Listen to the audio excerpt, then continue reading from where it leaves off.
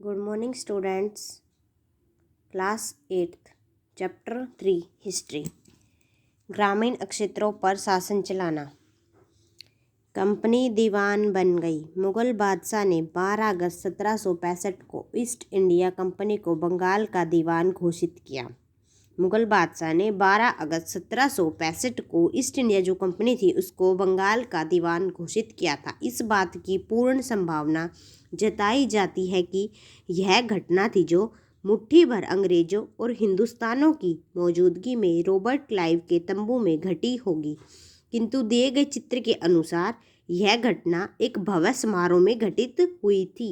यह चित्र उस चित्रकार द्वारा बनाया गया है जिसको रॉबर्ट क्लाइव ने अपने जीवन की यादगार घटनाओं को चित्रित करने की जिम्मेदारी सौंपी थी। बंगाल की दीवानी मिल जाने से अंग्रेज बहुत खुश थे।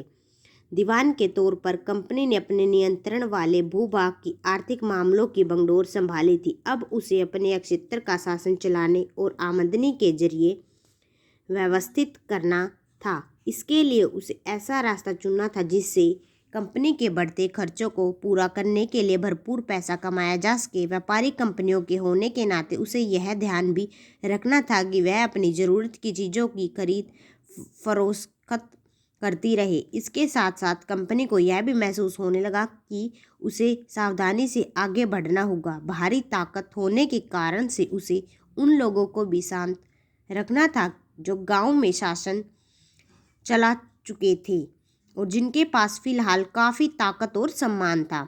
जो स्थानीय सत्ता थी, स्थानीय सत्ता में रह चुके लोगों को नियंत्रित करना तो आवश्यक था, किंतु उन्हें ख़त्म भी नहीं किया जा सकता था।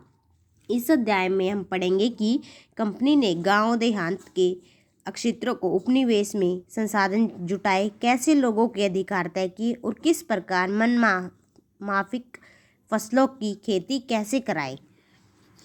कंपनी की आमदनी। हालांकि कंपनी दीवान बन गई थी, किंतु वह अभी भी समय को व्यापारी ही मानती थी। कंपनी को भारी भरकम लगान तो मिलता था, किंतु वह उसके आंकलन और वसूली की कोई नियमित व्यवस्था नहीं कर पा रही थी।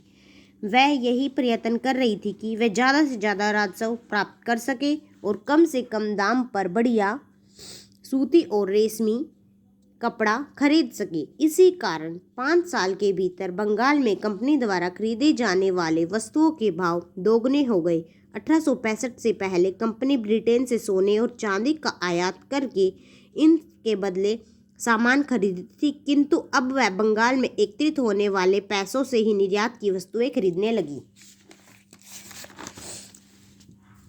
बहुत जल्द यह पता चल गया कि बंगाल की अर्थव्यवस्था बहुत तेज डगमगाने लगी है।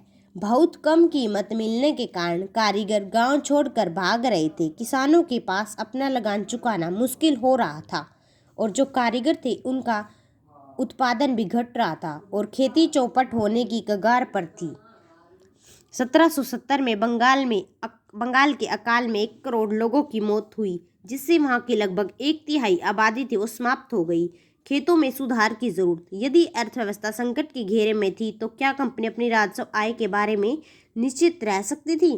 कंपनी के अधिकतर अफसर यह महसूस करने लगे थे कि जमीन में निवेश करना और खेती में सुधार लाना अत्यंत आवश्यक है। इस काम को किस तरह किया जाए, इस बात पर करीब 2 दशकों तक बहस चलती रही। अंत में 1793 में कंपनी ने स्थायी बंदोबस्त लागू किया।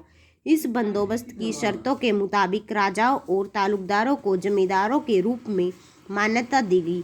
उन्हें किसानों से लगान वसूलने और कंपनी को राजस्व चुकाने की जिम्मेदारी सौंपी गई।